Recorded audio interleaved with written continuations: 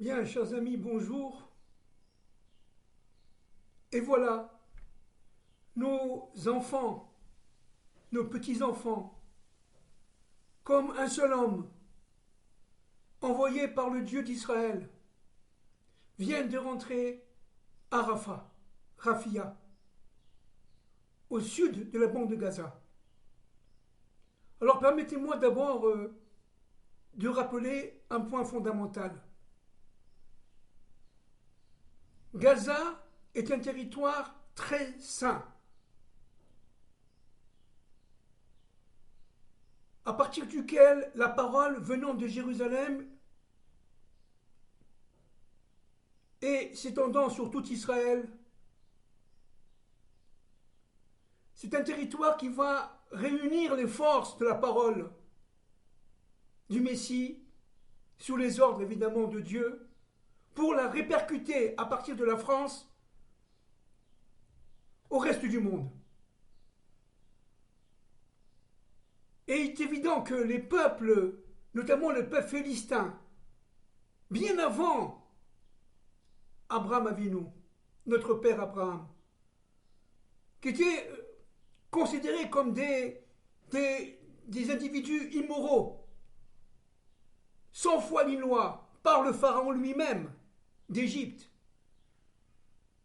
Et on l'a déjà dit, on l'a déjà vu, ont été renvoyés, éjectés d'Égypte, avec perte et fracas.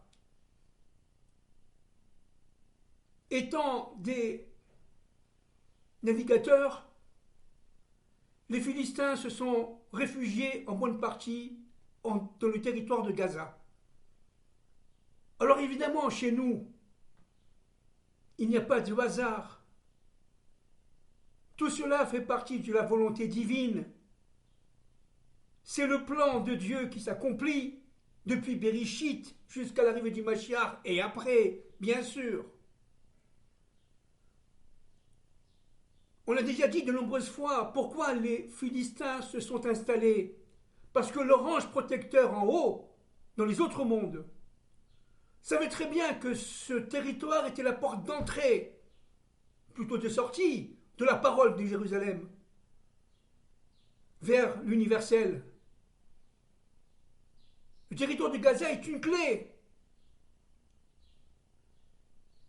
C'est pour cela que les nations aujourd'hui ont tout fait. Évidemment, en premier l'Amérique, on le verra tout à l'heure pourquoi, ont tout fait pour empêcher Israël non seulement d'attaquer Gaza avec ces monstres qui s'y trouvent, au niveau, je parle au niveau non pas du peuple mais de leur armée, des individus inhumains, monstrueux, de véritables nazis. Et voilà que, au lendemain du Yom HaShoah, et voilà que l'armée d'Israël étend ses opérations à Rafia.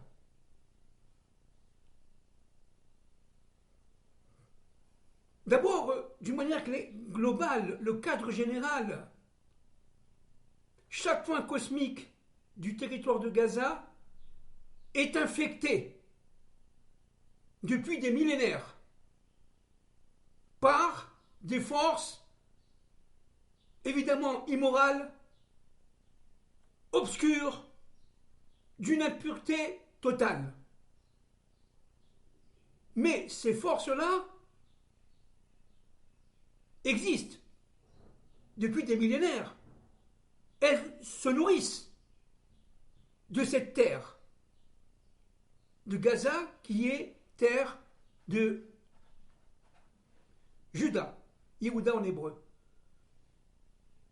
Yehuda étant évidemment l'être source de la famille du roi, et notamment du roi David et du roi Mashiach. Le roi Messie, fils de David, descend de la tribu de Juda, Yehuda en hébreu. Et cette terre, disent nos maîtres, des secrets bien sûr, fait partie du territoire de Juda, de Yehuda. Chaque point cosmique là-bas est induit, enduit de force négative, obscurcissante, fondamentalement négative, empêchant toute libération et d'Israël et du monde.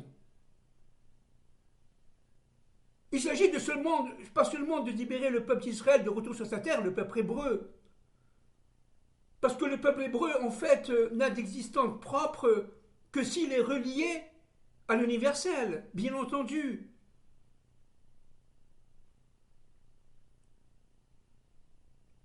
L'objectif de Dieu est d'arriver dans ce pays à créer une entité qu'on appelle Yeshurun, on l'a déjà dit.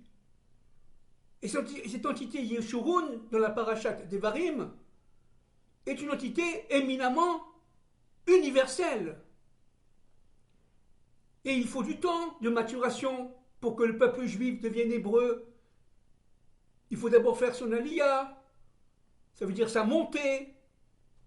Et il faut, en faisant sa montée, arriver à combattre les forces du mal qui sont en nous, au niveau individuel, comme au niveau collectif. La délivrance n'est pas seulement individuelle, par les mitzvot et par les bonnes actions et par les prières. Il y a un être collectif, la nation d'Israël. Et c'est ça que voulait atteindre Amalek. Amalek attaque. Les nazis ont attaqué parce qu'ils sentaient, ils savaient que le peuple juif était de retour sur la terre et qu'il a été transmuté en hébreu. Comme Abraham est devenu Abraham l'hébreu. Parce que Abraham a reçu l'Erlecha, va pour toi. C'est quoi un hébreu? On le répète, c'est un individu qui, dans le cadre de la collectivité hébraïque, de la nation hébraïque, a la capacité de rentrer dans son intériorité et d'accomplir l'ordre de Dieu, Abraham, notre père, l'Erlecha. Abraham a reçu l'Erlecha. Et Abraham l'a réalisé dans le temps et dans l'espace. La sortie d'Égypte est sine qua non à la création, non pas de la famille hébraïque, ça c'est le ressort de nos pères, Abraham, Isaac et Jacob, mais de la nation d'Israël, à partir du peuple d'Israël qui devient hébreu. Maintenant, le but, ce n'est pas d'arriver à l'hébraïsation d'Israël. Le but est d'arriver à Yeshurun, c'est-à-dire l'être hébreu qui comprend à partir de Jérusalem et à partir de la terre d'Israël qu'il est relié à l'universel. Nos maîtres comme Manitou, de mémoire bénie, le Rav Léon Ashkenazi, mon maître, comme le professeur Neher, comme le professeur Beno Gross, etc., de mémoire bénie, l'avaient bien saisi. Et ce ne sont pas les seuls, bien entendu. Le Maharal de Prague l'avait bien saisi, bien entendu. Deux générations entières à partir du Maharal ont fait leur aliyah, bien avant 1948.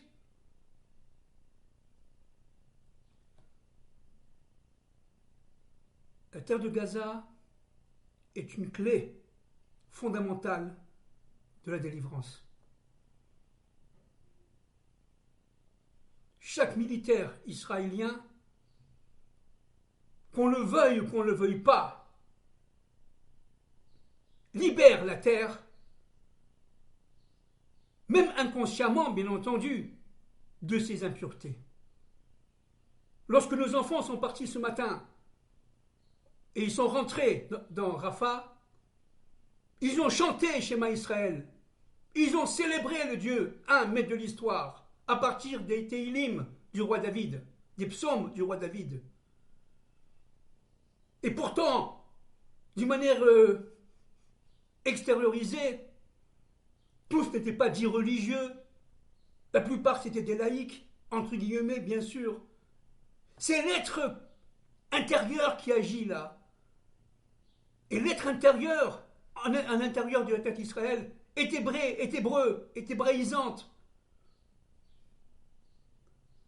Alors vous allez me dire, mais pourquoi les nations sont devenues folles? Et notamment les États-Unis d'Amérique, elles ont tout fait pour empêcher. Pourquoi? On va essayer de comprendre un peu. La ville de Rafah, on peut dire les deux noms, est une ville qui est en fait reliée directement au territoire égyptien. Et reliée directement aussi, faisant partie intégrante de la terre de Yehuda qu'on appelle Gaza, Gaza en hébreu. Cette terre de Rafia, cette ville de Rafia, a pour, j'allais dire, fonction principale, primordiale, ontologiquement primordiale, de capter toutes les forces de l'Égypte et de les relier aux forces d'obscurité, notamment amalécites. Dans cette ville-là, les forces qui se trouvent en Égypte, depuis évidemment Pharaon, sont intégrées dans les forces d'Amalek.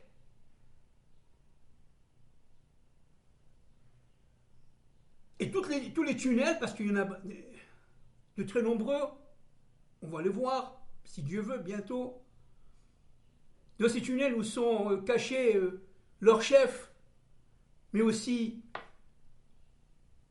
tous nos frères et sœurs qui sont détenus. Tous ces tunnels ont été construits au fil du temps, durant les 20-30 dernières années, mais ce sont, regardez bien, des tunnels qui se trouvent dans un point de passage entre l'Égypte et Israël. Et un tunnel, par définition, c'est obscur. On ne peut pas respirer dans un tunnel. On ne peut pas vivre dans un tunnel longuement, en pleine santé. Alors, quel est le problème? Pourquoi les Américains deviennent complètement fous? Pourquoi les Européens? Vous allez me dire qu'ils aiment cette population, mais pas du tout. Ils détestent Israël, bien plus qu'ils aiment cette population. Alors, qu'est-ce qui se passe? Alors, chers amis, on va essayer de comprendre un peu, à partir de Jérusalem, à partir d'une Torah de la délivrance, le fin fond du problème. Alors, je vais citer ici, à partir du petit Larousse de la langue française, que j'avais apporté avec moi lors de mon alia, le petit Larousse en couleur de la langue française. À la page 1479, quelques mots sur la ville de Philadelphie. C'est pas pour rien Philadelphie. Parce que le corridor, le couloir qui permet de passage des forces égyptiennes au territoire de Gaza s'appelle le corridor de Philadelphie. C'est pas pour rien. Il n'y a pas de hasard chez nous. Alors je vais lire et je vais essayer de comprendre. La ville de Philadelphie est une création de William Penn en 1682. Écoutez bien. Elle fut le siège du Congrès, où les colons américains, en 1776, ont proclamé l'indépendance de l'Amérique. En 1787, c'est aussi dans cette ville où le gouvernement fédéral siégea jusqu'en 1800 et que s'élabora la Constitution américaine. Fin de citation. C'est très clair. Dans la ville de Philadelphie, vous avez de nombreux monuments, et notamment une cloche qui date de cette époque-là, de l'indépendance d'Amérique, qu'on appelle la cloche de la liberté. Cette cloche de la liberté, elle est garante de l'indépendance américaine. Alors comment ça se fait? Pourquoi cette ville de Pennsylvanie, à des milliers de kilomètres de Gaza, donne son nom au corridor entre l'Égypte et le Gaza? Pourquoi? Évidemment, dans le monde secret, il faut bien comprendre ce que nous avons dit de nombreuses fois, et on le répète. Édom, l'Occident aujourd'hui, avec pour fer de lance les USA, les États-Unis d'Amérique, Édom, descendant évidemment d'Ésaü, et portant en son sein les forces d'Amalek,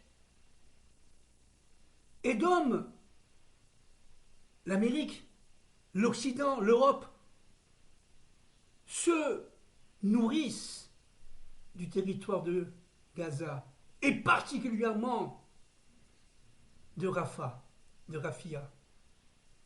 Parce que c'est de là que sortent les forces de Pharaon pour l'universel.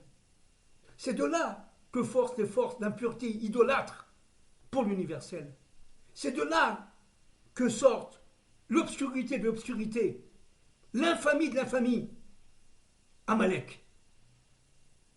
Moïse l'avait vu déjà.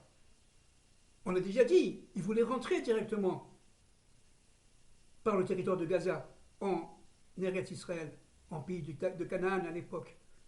Dieu lui a dit non, ne rentre pas, c'est pas le moment.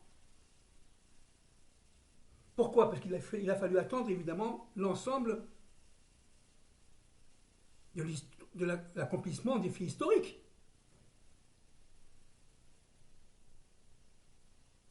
Le corridor de Pennsylvanie, lié directement par son nom aux États-Unis d'Amérique, est un corridor qui permet à l'Occident, tel qu'il est aujourd'hui, je dis bien tel qu'il est aujourd'hui, de survivre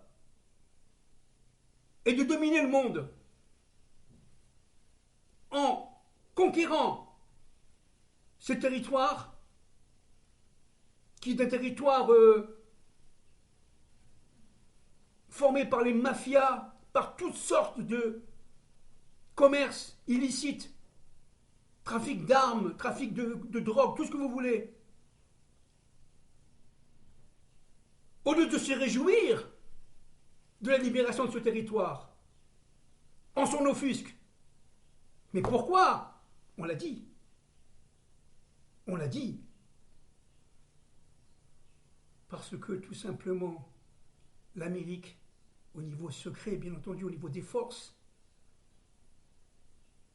se nourrit de cette jonction entre l'Égypte pharaonique, les forces égyptiennes pharaoniques et l'universel obscurci qui se trouve depuis les Philistins dans le territoire de Gaza. Surtout ne faites pas ça. Vous allez nous assassiner, dit l'Occident à Israël. Ne faites surtout pas ça, s'il vous plaît. Parce que, tout simplement, on perdra notre sucre. On perdra nos forces. Et le temps est venu où Dieu ordonne à l'armée d'Israël, par l'intermédiaire évidemment du Premier ministre, du chef d'état-major, etc., de détruire, une fois pour toutes, non pas le peuple, bien sûr, mais les brigands qui se trouvent à sa tête. Ceux qui ont assassiné nos femmes et nos enfants le 7 octobre. Ceux qui ont détruit, violé nos filles, brûlé nos bébés. Vous savez, je crois que les nations n'ont absolument rien compris et tiré aucune leçon de la Shoah. Je parle évidemment globalement, bien entendu. Bien entendu, je parle des élites. Évidemment, ils n'ont rien compris. Qu'à l'époque, nous étions des juifs, inféodés à leur pouvoir, à leurs autorités. On vivait dans des ghettos, malgré la Révolution française. Et malgré le 19e siècle qui a voulu, évidemment, libérer le peuple en France, par exemple, et en Europe d'une manière générale, même en Amérique, afin de l'assimiler. L'assimilation est une forme de destruction, parce que ça détruit l'identité intérieure de chacun et de chacune. Dieu dit maintenant, stop, ça suffit. Je vais envoyer mon Messie, le Messie fils de David, le Messie fils de Joseph, aujourd'hui, au moment où je vous parle, est en pleine action. Il se bat contre les ennemis d'Israël et les ennemis du monde. Il s'agit, on le sait, d'une lutte des fils de la lumière contre les fils des ténèbres. Et les fils des ténèbres, déguisés en lumière, eh bien, sont épouvantés. Parce que dans les autres mondes, les anges qui les représentent, qui les soutiennent, sont en voie d'être déchus. Et là-bas aussi, c'est l'épouvante. Ne faites surtout pas ça.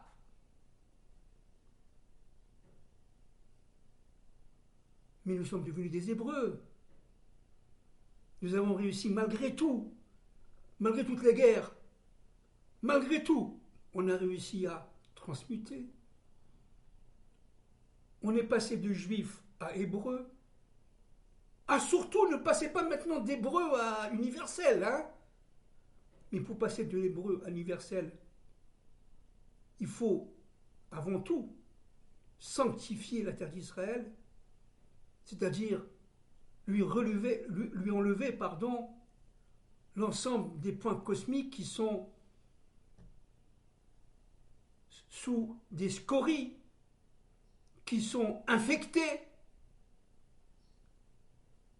Actuellement, il est hors de question que le Messie parle, même s'il est présent, bien sûr qu'il est présent. Et son action, on le voit. Il épouvante le mal, parce que le mal sait que le Messie est en Eretz Israël actuellement. Et il est épouvanté. Mais le Messie, il est protégé par Dieu, il est inatteignable. Toutes les technologies, toutes les armes, tout ne pourront rien contre le Messie, fils de Joseph, et le Messie, fils de David. Vous savez, le Zohar dit une chose, on l'a déjà dit ça, très très très dur. Il dit que le Messie, fils de Joseph, sera tué par Arminus, le Perse. Et pendant des générations et des générations, nos maîtres ont essayé de comprendre. Arminus, on a déjà dit auparavant, est un monstre. Il a 3 yeux, par exemple, une jambe plus longue que l'autre, un bras plus long que l'autre. Il est monstrueux, il y en a même qui disent qu'il y a 2 têtes. Parce que lorsque le monde devient monstrueux, malheureusement comme il est aujourd'hui, alors cette force qu'on appelle Arminus se lève de Perse, dit le Zohar, d'Iran aujourd'hui, et détruit, tue le Messie, fils de Joseph. Alors évidemment, nos maîtres de génération en génération, de siècle en siècle, de civilisation en civilisation ont prié, ont imploré le Seigneur de ne pas envoyer Arminus pour tuer le Messie, fils de Joseph. Beaucoup de nos maîtres, dans les grands secrets, bien entendu, que ce soit le Gaon de Vilna ou même Baba Saleh, de mémoire bénie, ont dit que le Massiar ben Yosef, le Messie, fils de Joseph, ne sera pas tué. Grâce aux prières que nos maîtres, que nos grands maîtres ont fait au fil du temps, afin qu'il ne le soit pas. Donc aujourd'hui, se trouve, qu'on le veuille ou qu'on ne le veuille pas, en Eretz Israël, et le Messie, fils de Joseph, et le Messie, fils de David, avec évidemment les forces du prophète Élie, bien sûr. Il travaille en fait la main dans la main, au niveau secret, au niveau cosmique, au niveau spirituel, au niveau des forces, bien entendu.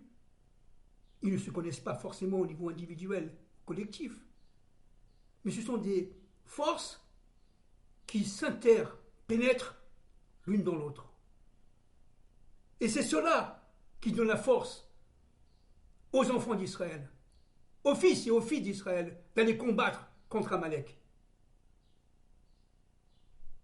La terre d'Israël doit être libérée des forces d'impureté, de cette infection généralisée qui la pénètre partout. Et notamment dans l'immoralité,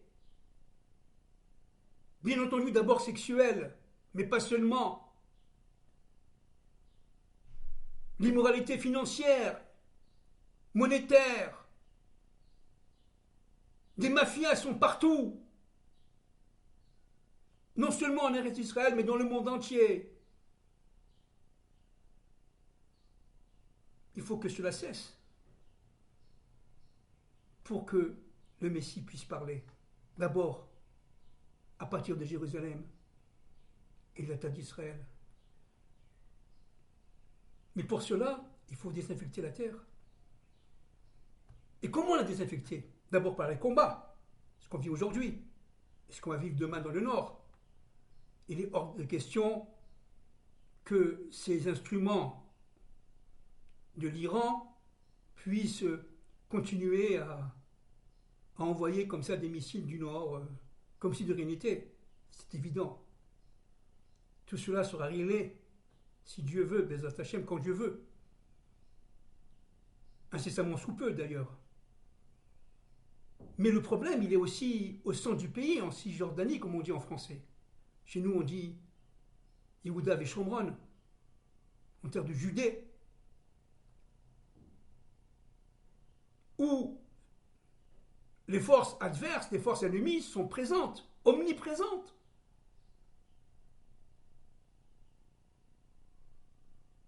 Avant que la parole ne puisse sortir d'Israël et qu'on puisse comprendre que le Messie parle, il faut désinfecter la terre d'Israël. Entièrement, totalement, de manière à ce que la parole puisse passer. Vous voyez, c'est comme dans un tunnel où il y a, on l'a déjà dit de nombreuses fois, ces fameux 400 voiles. Donc le combat, il est redoutablement ontologique. C'est un combat qui relie depuis la faute d'Adam et de Ève toutes les périodes, toutes les civilisations, jusqu'à l'arrivée du Mashiach ben David. Si Dieu veut, Bezrat Hashem, si Dieu veut, quand Dieu veut. On n'a pas de date, on ne connaît pas de date. Mais pourquoi pas, incessamment sous peu, Bezrat Hashem, si Dieu veut. Voilà, le combat à Rafah est donc un combat certes redoutable, ontologiquement libératoire. Il s'agit de libérer la terre d'Israël des forces d'Amalek. Dans un premier temps, Gaza, dans un second temps, le nord et le sang du pays. Et après, évidemment, le Erev Rav qui gangrène de l'intérieur, une partie du Erev Rav, pas tout le Erev Rav, on le sait, qui gangrène de l'intérieur au niveau politique, au niveau social, etc., de manière à empêcher que la terre d'Israël puisse donner des fruits au niveau moral, au niveau économique, au niveau social, au niveau politique. Il faut que le peuple soit unifié, que le peuple soit un. Chacun selon, évidemment, sa raison d'être, sa fonction, avec une certaine autonomie de décision. Chaque fonction de l'un n'est pas la même que l'autre, les fonctions sont complémentaires. Nous sommes des êtres diversifiés et ensemble, on forme l'union, on forme le Aleph. Donc vous voyez qu'il s'agit d'un combat crucial aujourd'hui. Ce combat crucial va se terminer malheureusement par la Troisième Guerre mondiale, qui va se déclencher, on ne sait pas quand bien sûr, mais on voit les premiers signes très importants, Ukraine, etc. Et pas seulement l'Ukraine. Ces forces-là qui sont démasquées par le Messie sont aujourd'hui en furie. C'est comme un lion qui est blessé à mort. Avant de mourir, il est très méchant.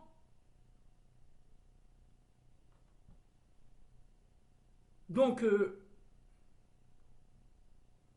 soyons, comme je dis toujours, solidaires. Nous faisons tous partie d'une même famille, je répète, juifs et non-juifs. À partir du moment où nous avons la lumière intérieure en nous, quelles que soient les manipulations religieuses au fil du temps et de l'espace, nous sommes descendants d'Adam et de Ève. Et nous devons réparer nos fautes. Parce que nous ne sommes que des êtres humains, on faute, bien sûr. Mais ces fautes seront réparées par le Messie, par la tchouva, par le retour des juifs et des non-juifs vers leur même Dieu. Donc il s'agit encore une fois d'un programme grandiose, phénoménal. Il s'agit ni plus ni moins de révéler la présence divine à partir de Jérusalem, du Dieu un, maître de l'histoire. il est évident que les forces négatives n'en veulent pas. Parce que sa révélation entraîne leur mort, leur destruction. Et c'est ce qui va se passer. Voilà, je vous embrasse. Portez-vous bien. Nos forces sont rentrées dans Rafah. Que Dieu les protège. Et que Dieu protège les tzadikim qui se trouvent dans ce peuple-là, à Gaza. Et que Dieu permet tout simplement au Messie, fils de David, de parler et à l'humanité tout entière, descendant d'Adam et de Ève dans un premier temps, de le comprendre et de réaliser la volonté divine. Merci beaucoup.